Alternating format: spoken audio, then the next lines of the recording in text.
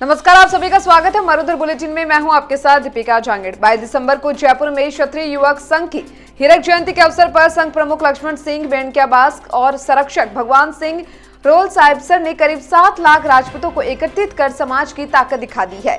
लेकिन अब इस ताकत का सदुपयोग करने की जिम्मेदारी समाज के राजनेताओं की है। दलगत राजनीति में उलझने के कारण ही अनेक समाजों के संगठन कमजोर और छिन्न भिन्न हो गए हैं। लेकिन क्षत्रिय युवक संघ ने अन्य समाजों के सामने 22 दिसंबर को एक उदाहरण पेश किया है। समारोह में राजनेताओं को तो बुलाया गया, लेकिन उस मंच पर नहीं बैठाया जिस पर लक्ष्मण सिंह बेंडक्याबास और भगवान सिंह रोल साहिबसर बैठे हुए थे। असल में समाज के ये दोनों दिग्गज जानते हैं कि किस मेहनत और भरोसे के साथ संगठन को इतना मजबूत किया है। ऐसे में जोड़ तोड़ की राजनीति करने वाले संगठन को कमजोर कर सकते हैं। संगठन ने भाजपा और कांग्रेस के नेताओं का सम्मान तो किया, लेकिन उनसे दूरी भी बनाए रखी। हालांकि राष्ट्रीय स्वयंसेवक संघ से क्षत्रिय युवक संघ का कोई संबंध नहीं है।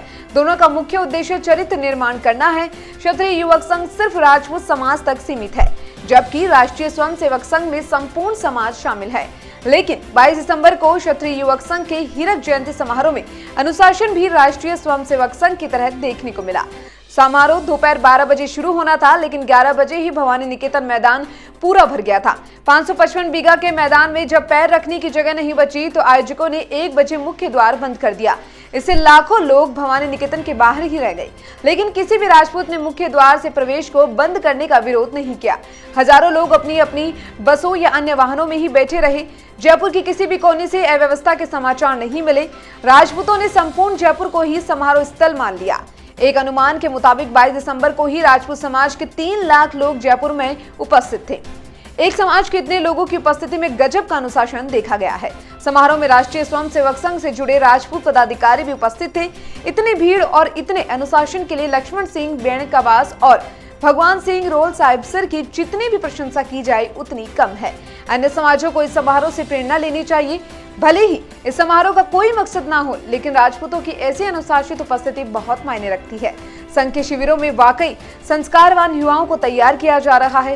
राजस्थान विधानसभा में प्रतिपक्ष के उपनेता राजेंद्र सिंह राठौड़ ने कहा कि सार्वजनिक जीवन में सैकड़ों आयोजन में गया हूं, लेकिन इतना विशाल जनसमूह मैंने आज तक नहीं देखा। यह सम्मेलन काल के कपाल पर ऐसी रेखा खींचेगा जिसे आने वाली दुनिया ही याद रखेगी। क्षत्रिय सुरक्षा का भाव देता है, भय का नहीं। उन्होंने कहा कि जब दुनिया में रक्त क्रांतियां हो रही थी, तब राजपूतों ने लोकतंत्र के लिए अपनी रियासतें लगा दी थी। तन सिंह जी ने आजादी के लिए आंदोलन किया। राजस्थान में पहला अहिंसक आंदोलन भूस्वामी आंदोलन तन सिंह के नेतृत्व में किया गया। उस आंदोलन ने समाज को एक नई दिशा दी। क्षत्रिय युवक संघ संस्कारों के निर्माण के लिए वर्ष भर प्रयास करता है।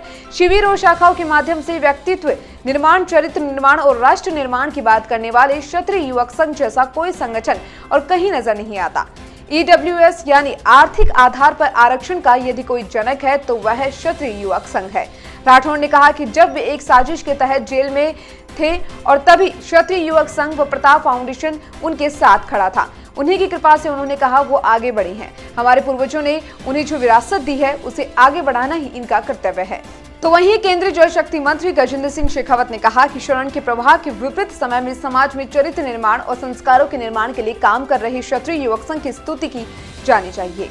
फिलहाल के लिए इस खबर में इतना ही और तमाम खबरों में बने रहने के लिए आप देखते रहिए मरुधर बुलेटिन। नमस्कार।